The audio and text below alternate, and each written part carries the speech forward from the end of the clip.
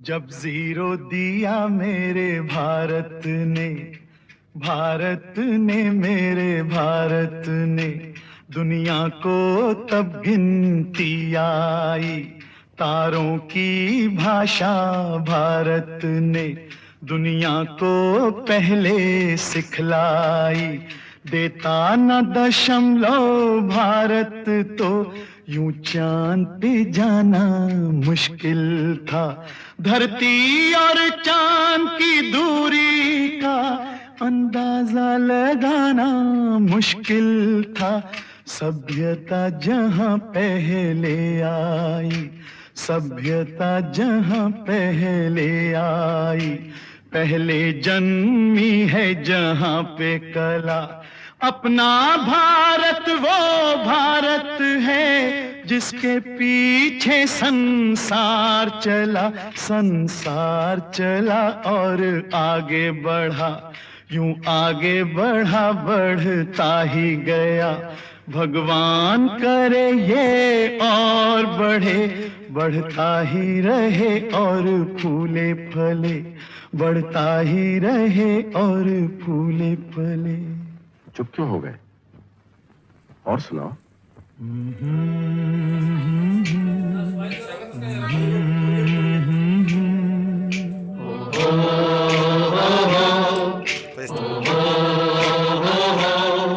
है प्रीत जहां की रीत सदा,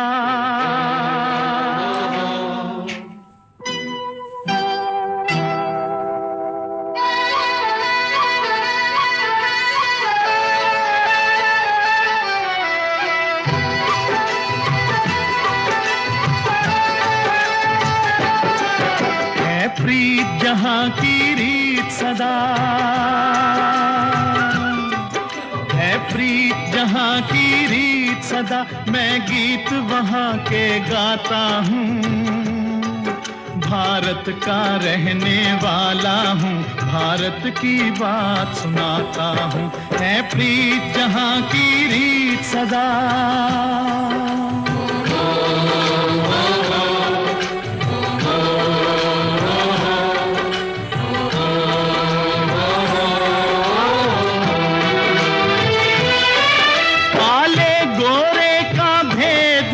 हर दिल से हमारा नाता है। रखमी वैदिनीच्या डोक्यावर वझाची पाटी. रखमी वैदिनीच्या डोक्यावर वझाची पाटी, डाव्या हातात शेमडा दिलप्या, उजव्या काखेत टोपल्यातला तान्हा बाळ्या. पोटात झोपलेला अवखळ कृष्ण्या, गोनपाटाची वळकटी घेऊन मोहरत चाललेली लक्षी आणि कुत्रा बागल्या. माय बिब घ्या बिब, माय फण्या घ्या, गोधडीचा दोरा घ्या, शिक काय सुया तरी घ्या, माय पण भाकरी द्या भाकरी. सगळी वाडी धुंडाळून झाली, सगळी वाडी धुंडाळून झाली. चौघांची लवमा जवळ बाभळीखाली निवावली. आजच्याला 4च भाकरी मिळाल्या, चोखांड चोखांड तोंडावर धुतल्या. पुढल्या वाडीत निघताना काळवंडायला लागलं, पुढल्या वाडीत निघताना काळवंडायला लागलं. नकळत पाय पालाकडे वळायला लागलं, नकळत पाय पालाकडे वळायला लागलं. झोपडीच्या समोर महाद्या बाटली उघडून बसलेला, झोपडीच्या समोर महाद्या बाटली उघडून बसलेला. आल्या आल्या रखमीच्या आईबापाचा उद्धार त्यानं केलेला. उद्धार करून त्यानं रखमीला भाकरी करायला लावलं. चुलखांड पेटवलं, 4च भाकरी बुजल्या. महाद्या भाडकावाचं तोंड वाढलं. रखमीला रात्रीला उपाशीच निजावं लागलं. पुन्हा सकाळच्याला तीच आरव, पुन्हा सकाळच्याला तीच आरव. वाडीवर निघताना रोजचा तोच लवाजमा, पुन्हा सकाळच्याला तीच आरव. वाडीवर निघताना तोच लवाजमा. भाकरी मागायचं त्राण तिच्यात आज नव्हतं उरलेलं, भाकरी मागायचं त्राण आज तिच्यात नव्हतं उरलेलं. सुया बिब दोर देताना आज भाकरी कोण मागणार, सुया बिब देताना आज भाकरी कोण मागणार. शेवटी भुकेलेल्या पोटातल्या कृष्णानं तोंड उघडलं.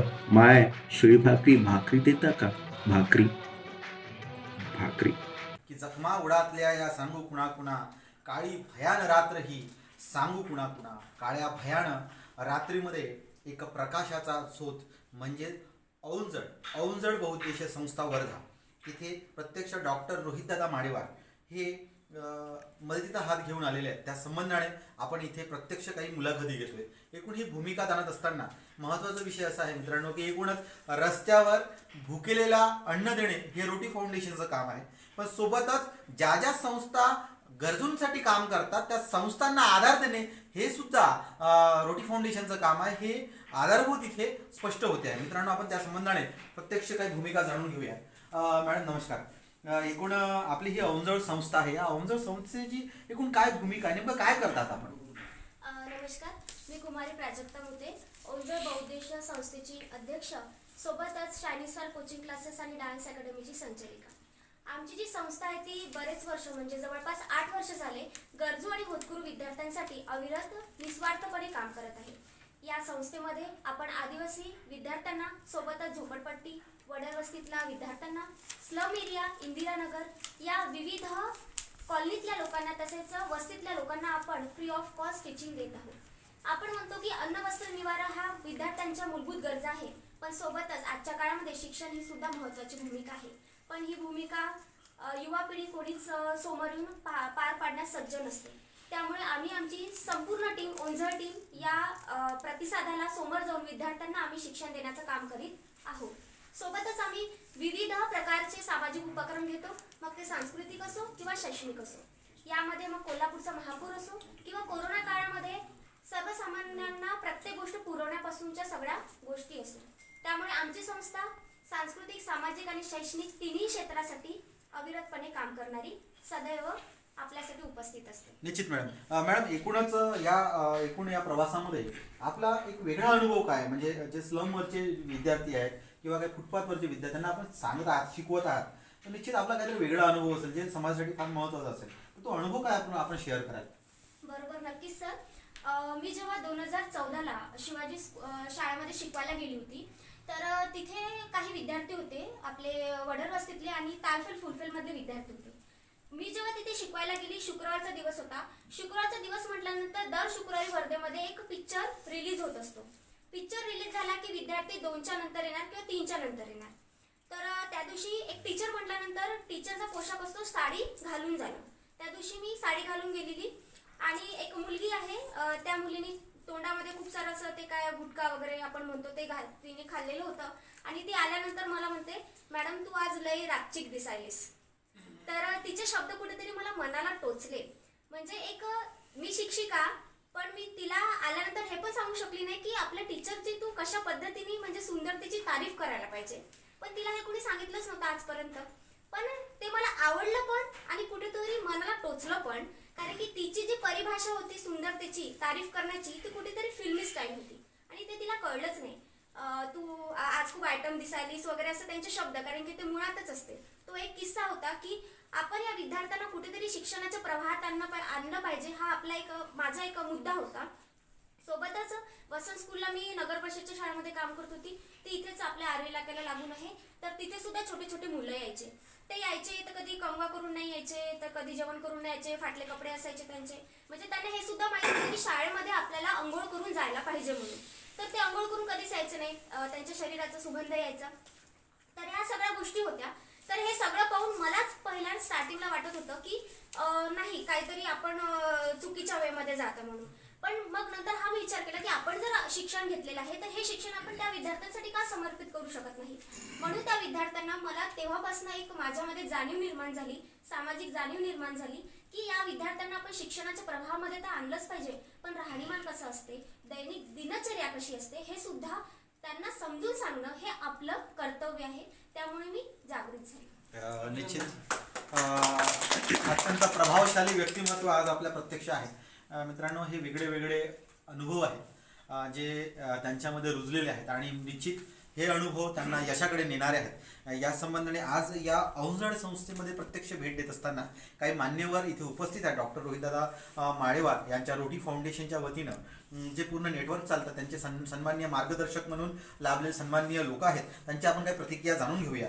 तर एकूणच विधी तज्ज्ञ आहेत, तर त्यांची आपण प्रतिक्रिया जाणून घेत असताना मान्य ॲडव्होकेट ढुले साहेब आहेत. सर, एकूणच आज आपण इथे उपस्थित झालात, या संबंधाने काय अनुभूती द्याल, असं प्रत्यक्ष आपण काय बोलाल? आजपर्यंत सामाजिक कार्य करणारे मोठे मोठे फाउंडेशन चालवणारे व बऱ्याचशा संस्था मी पाहिल्या, पण ओंजळ संस्थेची अध्यक्षा ही सामाजिक बांधिलकी ठेवून लहान मुलांचा कार्यक्रम ज्या पद्धतीने ते घेत आहे ते खरंच प्रशंसनीय आहे व तिचं करावं तेवढं अभिनंदन कमीच आहे. असे 2 शब्द बोलून मी माझे निश्चित मित्रांनो, निश्चित ॲडव्होकेट साहेबांनी जे महत्त्वपूर्ण भूमिका या संबंधाने आदराची सांगितली ते अत्यंत महत्त्वाची आहे. त्या संबंधाने आणखी काही आपण अनुभव जाणून घेत असताना माननीय केचे सर जे रोटी फाउंडेशनचे मार्गदर्शक आहेत ते सध्याच्या परिस्थितीत शाळेवर प्रिन्सिपल म्हणून कार्यरत आहेत. मित्रांनो, सरांचे फार भयानक असे अनुभव आहेत, कारण त्यांनीही जे शालेय शिक्षणामध्ये काम करत असताना जे प्रत्यक्ष खेळामध्ये काम केलं तेही महत्त्वाचं ठरते आहे. तर त्या संबंधाने आपण त्यांच्या काही अनुभूती जाणून घेऊया. सर आज नमस्कार. सर आज आपण या ओंजळ संस्थेला आलेले आहात. या ओंजळ संस्थेच्या या संपूर्ण कार्यप्रणाली संदर्भाने आपण काय बोलाल? नमस्कार. मी प्रदीप केचे, प्राचार्य केशवनगर माध्यमिक विद्यालय नंदनवन नागपूर आणि रोटी फाउंडेशनचा मार्गदर्शक. आज आम्ही रोटी फाउंडेशनच्या वतीने डॉक्टर रोहित माडेवार, टिशा माडेवार यांच्या समेत या ओंजळ संस्थेला, वर्धा येथील ओंजळ संस्थेला जेव्हा भेट दिली तेव्हा येथील जेव्हा प्रत्यक्ष कार्य पाहिल्यानंतर प्राजक्ता मोठे या संचालिका ज्या तन्मयतेनं, ज्या आपुलकीनं, ज्या पोटतिडकीनं या ठिकाणी कार्य करत आहेत, खरोखरच असं कार्य करणारे फार कमी या समाजात आहेत आणि त्यांचं कार्य इतकं मोठं आहे की त्या कार्याला मी शुभेच्छा देतो. आणि त्यांनी ज्या प्रकारे एकंदरीत इथे आल्यानंतर आम्हाला जे दिसलं की त्या आदिवासी झोपडपट्टीतील अशा रस्त्यावर राहणाऱ्या व्यक्तीपैकी त्यांच्या मुलांना शिकवण्याचा जे वसा त्यांनी घेतलेला आहे, त्यांना संस्काराच्या मूळ मार्गात आणण्यासाठी त्यांचा जे प्रयत्न सुरू आहे ते खरोखरच वाखाणण्यासारखं आहे. शहरामध्ये सर्व फॅसिलिटीज असतात, सर्व सोयी असतात, परंतु या भागात किंवा या गरीब जनतेसाठी कोणत्या सोयी नसताना त्या मुलांना मुख्य प्रवाहात आणणे आणि हे जे महत्त्वाचं कार्य आहे हे कार्य करणाऱ्या या प्राजक्ता मोठे मॅडम यांना खरोखरच माझा मानाचा मुजरा. त्यांच्या कार्याला मी शुभेच्छा देतो आणि पुढेही त्यांचं कार्य असंच चालू राहो. त्यासाठी आमच्या रोटी फाउंडेशनतर्फे जी काही मदत लागेल ती आम्ही करायला नक्कीच तयार राहू, सदैव तत्पर राहू. धन्यवाद सर. मित्रांनो, एका व्यक्तिमत्वाचा परिचय देत असताना तुम्हाला प्रत्यक्ष एक सांगतोय की एकदा आम्ही रस्त्याच्या कडेनं जात असताना एका चौकामध्ये थांबलो. तिथे 4 भिक्षा मागणाऱ्या मुली आल्या. त्या फासेपारधी कुटुंबाच्या मुली होत्या. तर त्या मुलीनं आवाज दिला आणि माननीय डॉक्टर रोहितदादा माडेवार सर हे म्हणतात की बाळा, तुझे आईबाबा कुठे आहेत रे?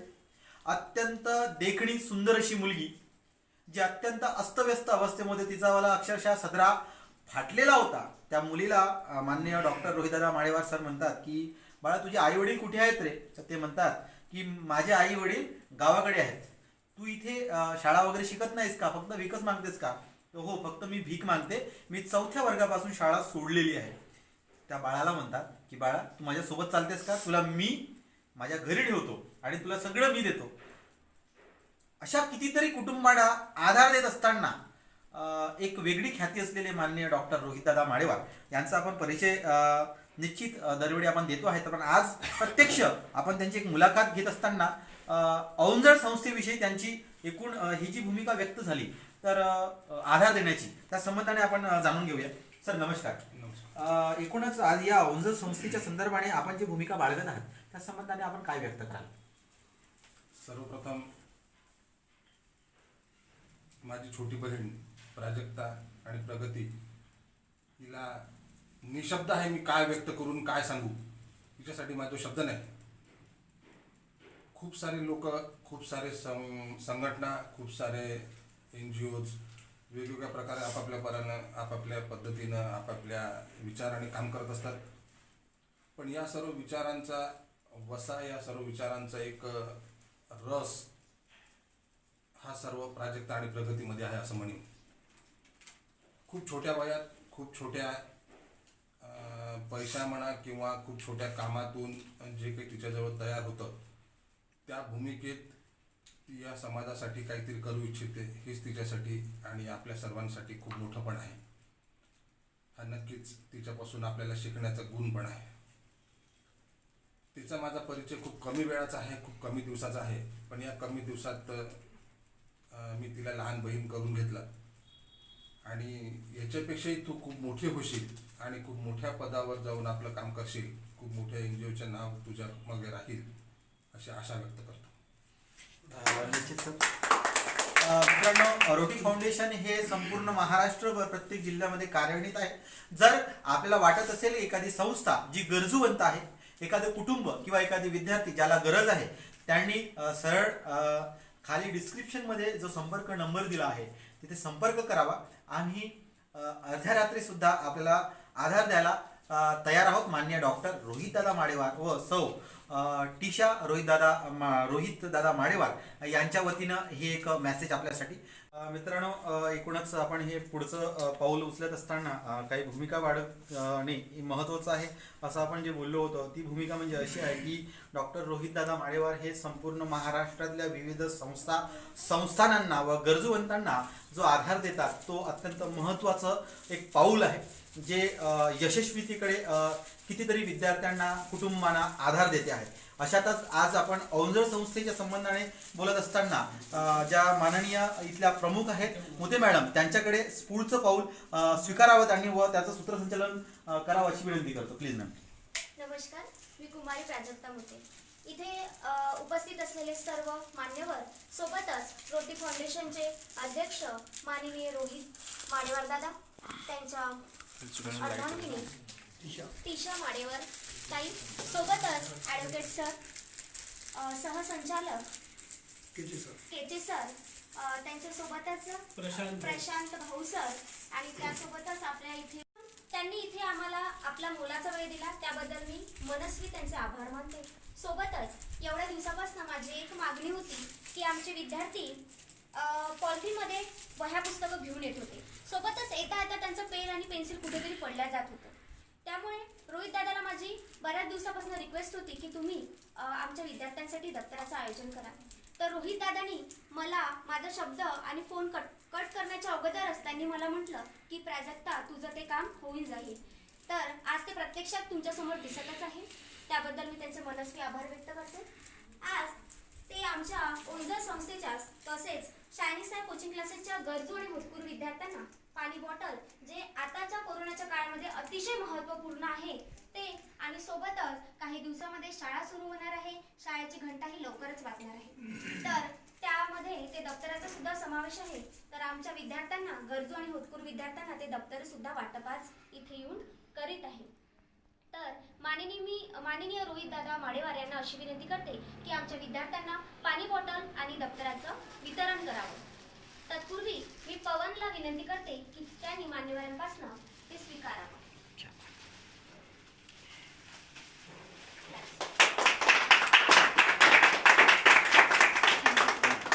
त्यानंतर सुहानी पेंदावला मी विनंती करते की त्यांनी मान्यवरांपासून स्वीकारावं.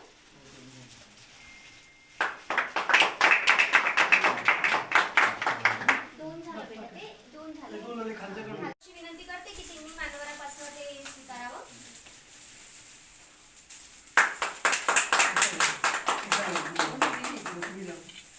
उदय पेंडा,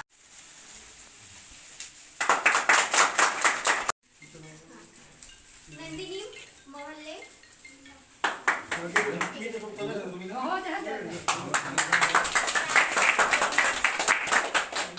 त्यानंतर नंदिनी मोहल्ले यांनी सुद्धा मान्यवरांपासून ते स्वीकारावं.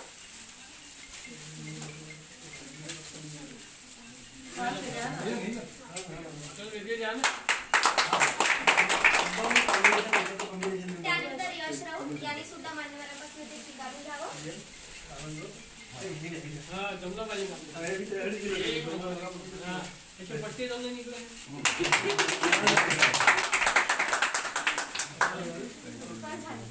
सोबत आज उपस्थित आहे माननीय Mehre sir, doctor Mehre sir यांना सुद्धा मी विनंती करते की त्यांनी 2 शब्द पर आम्हाला मार्गदर्शन करावं.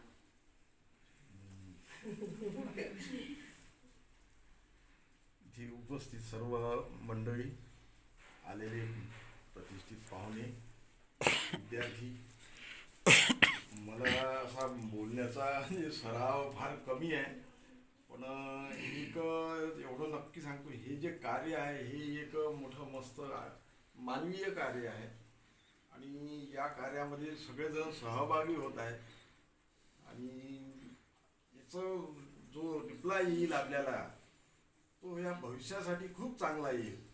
आणि मला एक समाधान वैयक्तिक माझ्या आयुष्यात असं वाटते की आम्ही खूप गरिबी पाहिली, मधातला काळ पाहिला आणि हा आता समृद्धीचा काळ पाहत आहे.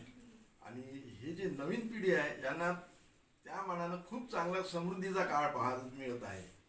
कारण का आणि हे घडवासाठी जे अगोदरच्या पिढ्यानपिढ्या खचत गेल्या याच्यापासून खच्चीकरण होत गेलं आणि आज त्यांना रेडीमेड सगळं काही मिळते आहे. याचा सगळा फायदा घेऊन नवीन भारत आणि नवीन माणूस, नवीन प्रेरणा घेऊन चांगल्यात चांगला कसं आपलं स्वतःचं आयुष्य घडवता येईल, इतरांचं आयुष्य कसं घडवता येईल हे तुम्ही फार सहज करू शकता. आज या संधीचा तुम्ही फायदा घेऊन नक्की तुम्ही तुमचं भविष्य उज्ज्वल करा. एवढे बोलून मी माझं धन्यवाद सर. तुम्ही आमचे शेजारी असल्यामुळे तुमचे आम्हाला नेहमीच मार्गदर्शन आणि सहकार्य हे लाभतच असते. तर आज मी शायनिंग स्टार कोचिंग क्लासेसच्या माझ्या आवडत्या विद्यार्थिनीला नंदिनी महल्लेला अशी विनंती करते की तिला या मान्यवरांकडून आज जी काही भेटवस्तू भेटलेली आहे त्याबद्दल तिने 2 शब्द व्यक्त करावे. Thank you sir. आमच्याकडे म्हणजे आमची एवढी परिस्थिती नाही आहे की आम्ही एवढ्या महागड्या वस्तू घ्याव्या आणि तुम्ही आम्हाला ते अवेलेबल करून दिल्याबद्दल तुमचे खूप मनपूर्वक धन्यवाद. सोबतच दुसऱ्या नंदिनीला मी अशी विनंती करते तिने सुद्धा आपल्या भावना शब्दामध्ये व्यक्त कराव्या. आज तुम्ही इथे शायनिंग स्टार कोचिंग क्लासेसमध्ये जे सदस्य आले आहेत त्यांचे मी मनपूर्वक आभार मानते. आणि ज्या सगळ्या वस्तू आम्हाला रोहित दादा माडेवर यांनी याच्या पहिला पण आम्हाला पेन पुस्तकं नव्हते त्या पण गोष्टी आम्हाला दिल्या आणि आता सुद्धा दप्तर आणि बॉटलची व्यवस्था करून दिली आहे. तर थँक्यू सर. सोबतच आमच्या संस्थेची छोटू मोठू गोलू, आम्ही तिला ती गोलू मोलूच आहे पण शब्दांची रचना कशी करायची ती आम्ही तिच्यापासून शिकलेलो आहोत. तर तिला मी आदल्या दिवशी सांगितलं होतं की आपल्याकडे रोहित दादा येणार आहे आणि तुला रोटीवर एक सुंदर अशी शब्दरचना तयार करून कविता तयार करायची आहे. तर तिने अर्ध्या रात्रीमध्येच ती तयार करून दिलेली आहे. तर मी तिला अशी विनंती करते की तिने रोटीवर आपले शब्दरचना प्रस्तुत करावी. नमस्कार, माझं नाव लक्ष्मी प्रेमचंद पाल आणि मी ओमझड संस्थेची मेंबर आहे. तर मला माहीत पडलं की रोहितदादा आपल्याकडे येत आहे. तर माझं ताईने म्हटलं की आपण त्यांना एक सुंदर त्यांच्या संस्थेवर एक कविता लिहून द्यावी, म्हणजे त्यांना एक छोटंसं गिफ्ट होईल बा आपल्याकडून. मी त्यांच्यासाठी एक छोटीशी कविता लिहिलेली आहे. तर माझ्या कवितेचं नाव आहे रोटी. रोटी जो होती है दुनिया जैसी गोल, 4 दिशाओं में बांटा है जैसे पूरब की ओर. भूख के दर्द को कहाँ समझती है ये दुनिया, रोटी के चोर को चोर समझती है ये दुनिया. जलील ना क्यों करते हो किसी फकीर को, कोई सारी रात रोता है तो कोई रोटी के लिए तरसता है. उसकी भूख भी मिटाने वाले को वो रब समझता है. वो भीख मांगने नहीं सिर्फ आते, दुआ देने भी आते हैं. ना जाने क्यों उसे हर किसी ने ठुकराया, हर वक्त हर पल उसे रोटी के लिए तरसाया. वो माँ का दिल ही है इस दुनिया में जिसने अपनी रोटी को अपने थाली से हटाया. तुम रोटी को थोड़ा इज्जत से फेंको साहब, आज ये रोटी थोड़ी सूखी है. ना जाने वो 2 वक्त की रोटी किसी की दिन रात का ख्वाब बने बैठी है. रोटी की इज्जत करो साहब, ना जाने किसी की बेटी कल रात से भूखी है. ना जाने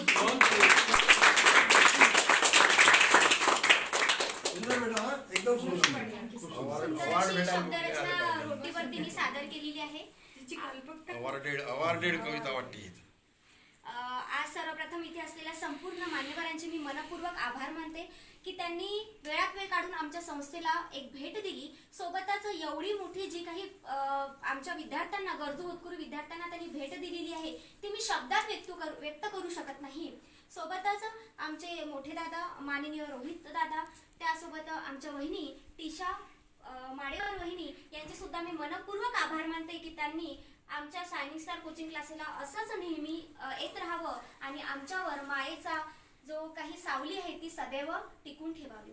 सोबतच केचे सर यांनी सुद्धा आम्हाला बऱ्याच गोष्टींचं मार्गदर्शन करून विविध गोष्टींना त्यांनी आम्हाला पडताळून सांगितलं की आपण आपल्या आयुष्यामध्ये कशा पद्धतीने खंबीर राहून समोर जात राहायचं.